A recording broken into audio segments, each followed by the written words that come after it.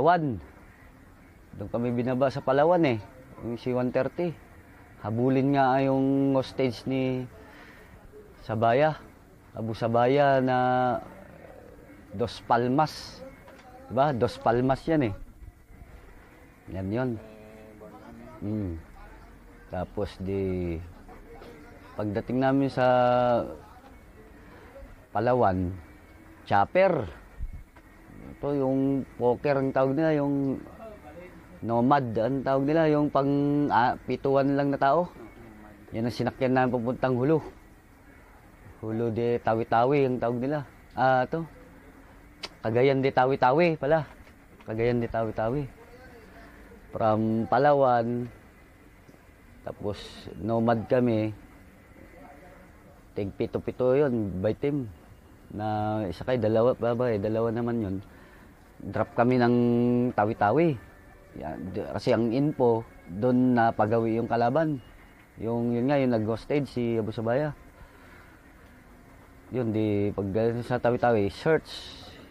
Killer namin. Isla-isla kami yan noon. Isla-isla. Lahat ng isla doon, sinearch namin. Lilit lang, isla-isla. Wala, negative. Ang info na naman, punta ng, doon pala sa Tawi-Tawi, may nilubog na, ang naka-recover naman, tuloy yung, ang nakakuha ng, yun, parang yung swag, rubber boat, sila may rubber boat Marines sila yung naka-recover nung, yun nga, yung tatlo yung hélice, kaya pala hindi mahabol, galing bang bansa, yung rubber boat na, pero yung makina nun, laking makina na, tatlo yung hélice niya, kaya pala hindi mahabol.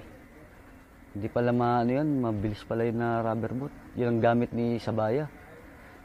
Tapos, abang hinahabol kasi yan, nag-iiwan sila ng hostage.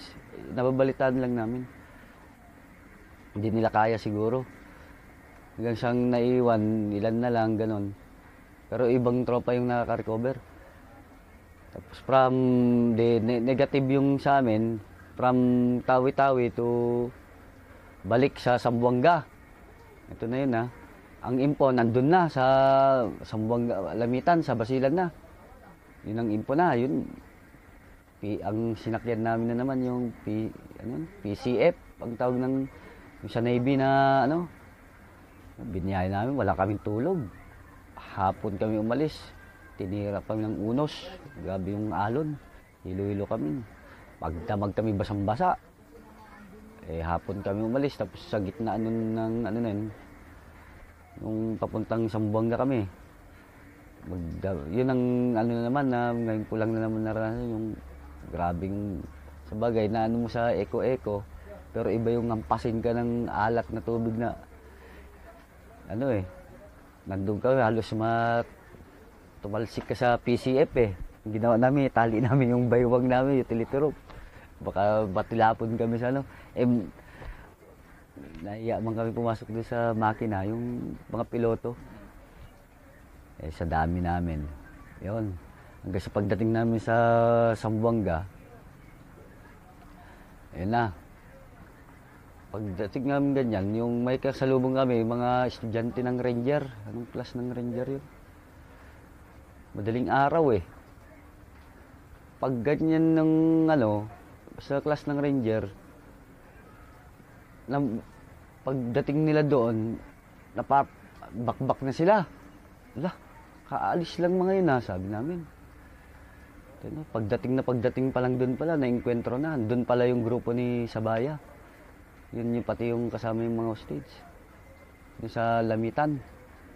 Doon nandun kami sa yung kung alam mo yung lancha doon, yung doon, dakan ng mga Doon kami nagsalubungan ng estudyante ng Ranger, kami.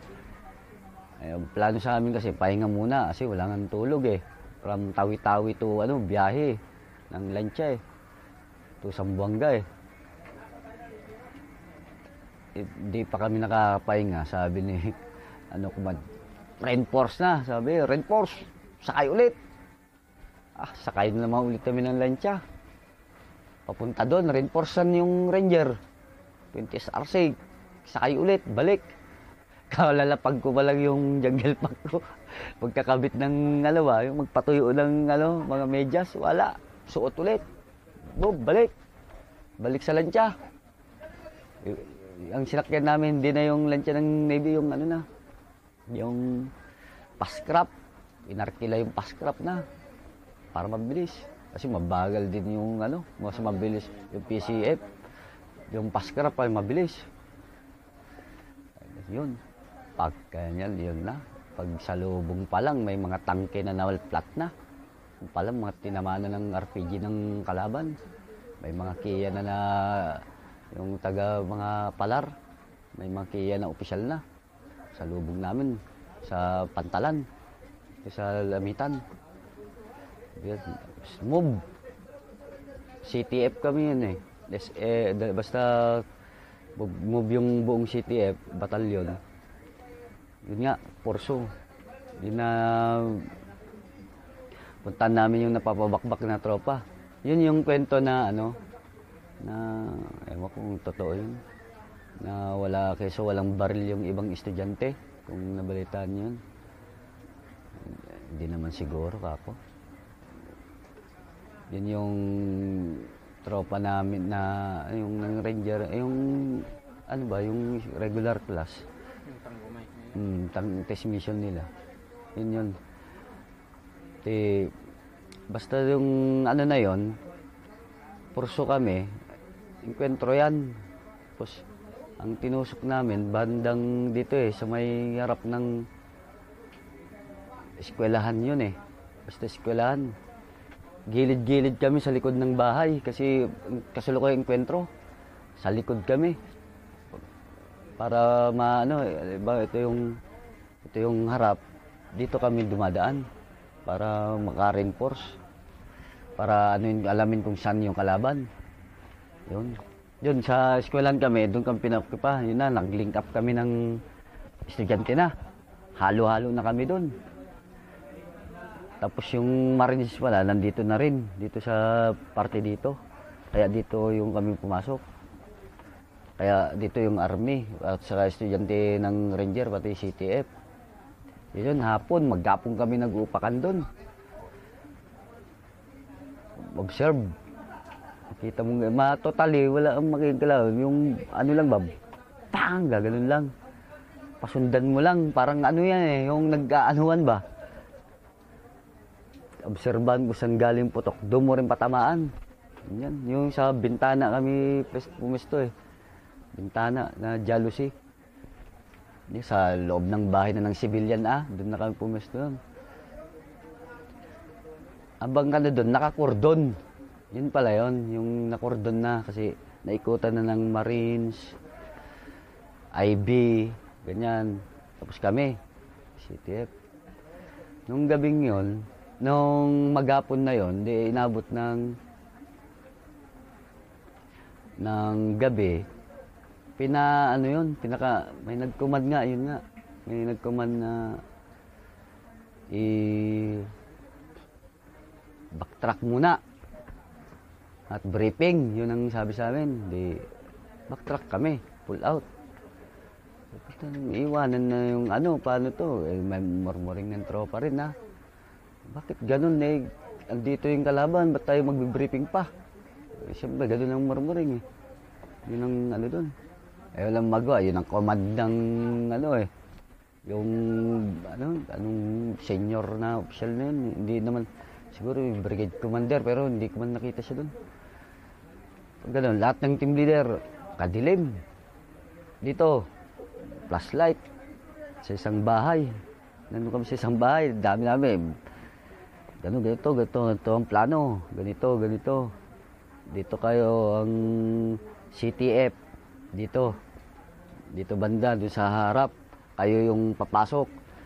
Naikutan na ng Marines. Ganun ba? Marines ba? Marines, ganun. Naikutan yun Paikutan ng Marines. Dito, tapos dito ang CTF. Gabi na yun nung debriefing na yun. Tapos balik kami. Yun na. Nung pagbalik namin ganyan, dito kami na mismo sa gilid ng kalsada na. Doon na talaga tinusok na namin. Ang ano namin si Lieutenant Yungki. Yungki pa nun. Si Inchik ang tawag namin. Siya yung nag-lead doon na move. Habang pag-move namin ganyan. Umuulan ng bala. Hindi namin alam kasi sa madilim eh. Sa kalaban ba o sa tropa. Kasi pakbakan eh. Doon pa rin yung naiwan yung ibang Marines eh. Yun ang sa briefing. Sa parte dito. Sa likod. Ganun kasi yun eh. Kung ano yung mapa. Dito yung Marines. Ganun ba? Parang palagi na ganyan. Ganyan. Dito, ang alam ko dito, ito ang bakante. Dito yung Marines. Sabi nila na nakordon. Hindi eh. Yun ang pagkalam ko. Dito kami. Yun ang ano dyan. Kaya dito pala naka-exit yung kalaban. Yung sa may gate na sa likod. Gate ng ano yun, ng hospital. Yun ang ano. Basta nung ang ano namin doon, magmula umaga, mga siguro nakarating kami kasi sabi mo, mga alas 10 na ng umaga. Yun nga, parfight kami alas 10 umaga, bahay-bahay. Nasa bayan kami, hindi kami maka-open.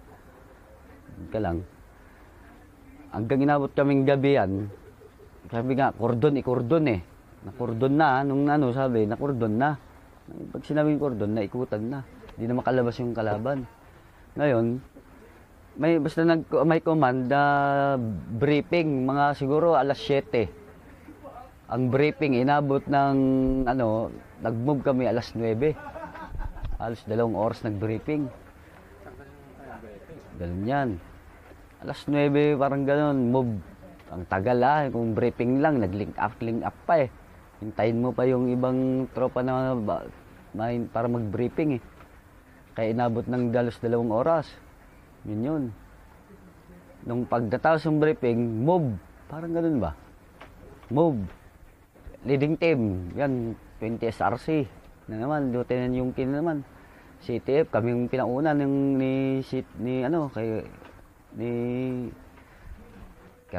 Lieutenant Colonel nun Morales. Move. First 20 SRC yung leading team. Yan yung na may tangke kami na running flat. Yan yung tumulong sa amin na habang by bounce kami na nilalapitan yung bungad. Yung harap ng ng hospital na yon. Kasi may gate eh. May gate yun, naikutan ng bakod yun. May gate yung yung harap ng hospital. Kasi yung gate parang yung compound yan eh. Yung na yon, compound kasi yun. Kasama yung hospital at saka simbahan. Isang compound yan na nabakuran. Yun yan na may mga bahay pa dito na siguro bahay ng mga doktor, mga ganun, parang bahay-bahay dito. Yan. Ganun yan eh. Nabakuran yan, kaya ang hirap pasukin, may bakod eh.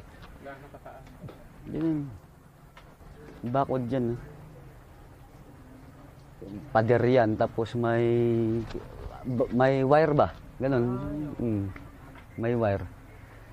Eh, ito lang yung entrance talaga. Na yung tangke, yung sa may gate, yun yung giniba ng tangke.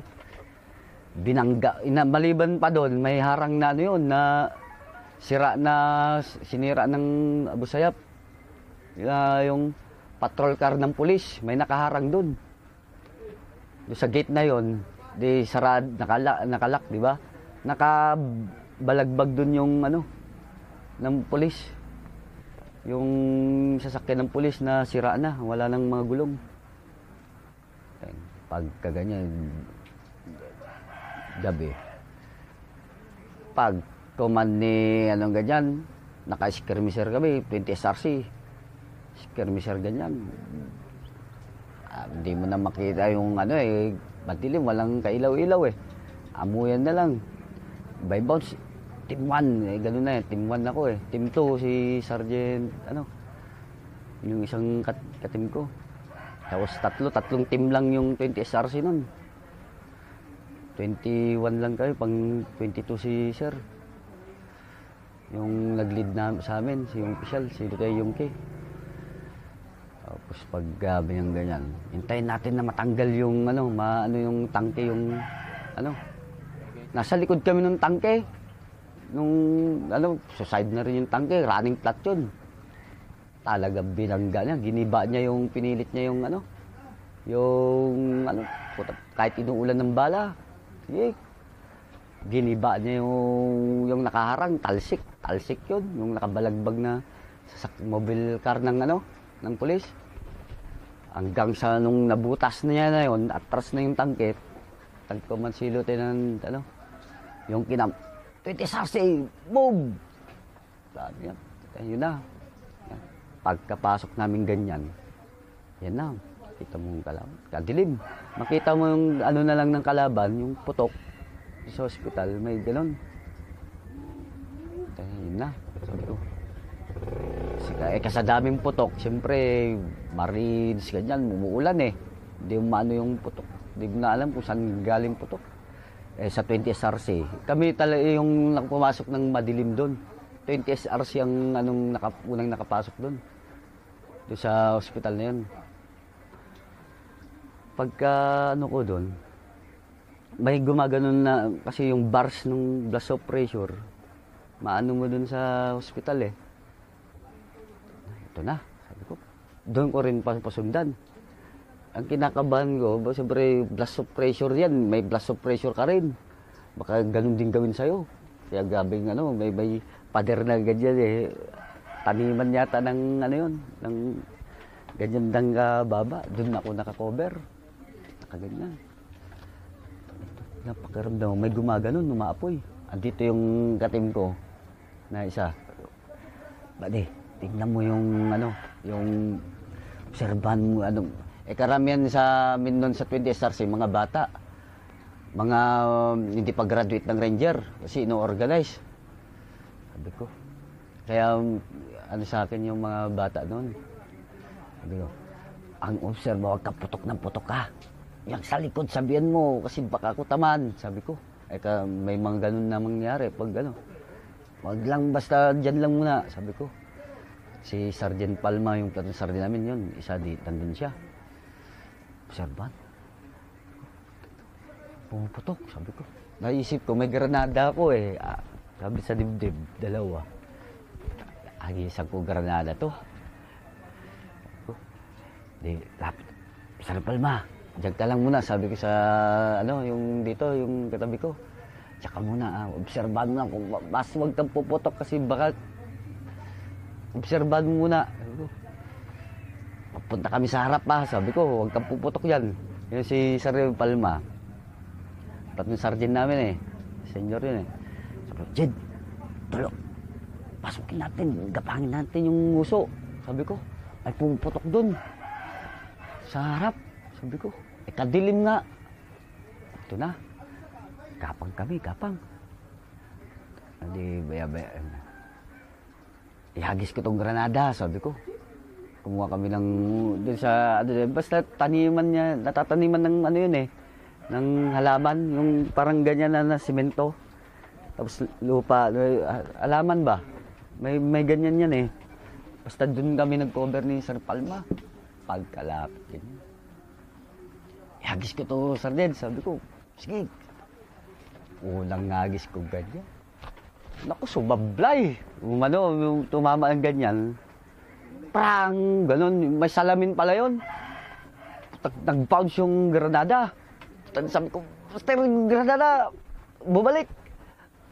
Gapang kami pa atras ni Sir Palma. Pag! Ganon. Sabi ko, ito na. Sabi ko, yun na.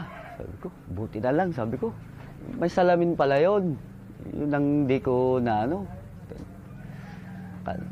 Tapos yun na, nung tinignan namin, balik ako ganyan. Wala naman na yung pumuputok. Nawala. Siguro, alam niya, granada na eh. Yeah, sabi ko, nag-command na ako sa Team 1, dito kayo. Sunod-sunuran na.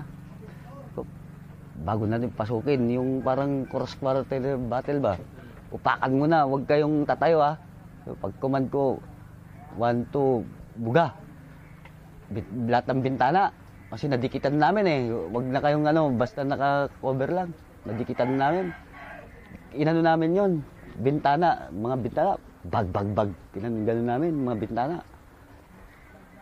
Kasi jealousy man yung bintana. Nasira na rin eh.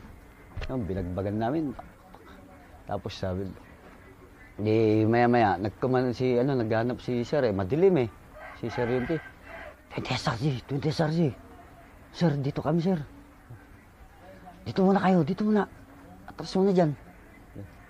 Kasi sabi nung silang papasok. Kasi may goggles ang maganda yung sa CTF, yung SF. SF, sila yung kumpleto. Yung SF, atras kami. Pasok yung ang papasok dyan. Sabi ni, dito tayo, mag-blocking. Sabi ni Sir Yunti. Yun, bumira ang seat, yung 30 SF. Sila yung yung may kumpleto, sila yung may night vision guy. Kami isa lang eh. Palitan lang eh. Sila yung talagang may ganun eh, may ganun talaga sila yung nakapix. Yun yung nila. Saka may silang ganun. Yun, pagpasok ganyan. Search mo. Di na-search namin ganyan. Di sunod na ka rin kami. Hanggang sa may nagpaliwanag kami. Nasa loob kami ng ng hospital na. Nagpaliwanag kami doon kasi madilim, maghirap mag-search. Pag ganyan. Paliwanag na. Nung paliwanag ng ganyan, doon namin nakuha 20 sa yung 30 SF, may nakatago, silang nakakuha dun sa hostage, dalawa mag-asawa. Dun sa, may tama sa panga, yung isa, yung babae. Sa, alam mo yung taguan ng mga palay, mga kawali, mga pinggan, doon sa ilalim ng lababo. Di ba? Doon nagtago yung yung naiwang hostage. Yun, naka-recover kami. 2 hostage, tapos yung team ni Sergeant Pongan, yun yung body count. Sila, kasi search eh. Halo-halo na eh. Kami kasi parte ng simbahan eh. Yung team ni Pongan, dun sa may isa siyang tropa, ni team na Sergeant Pongan, sa yung team ni Sergeant Pongan, yung isang tao niya, yun yung may nagihingalo na wala na yung tik-tik yan, yun yung may M16 na busayap.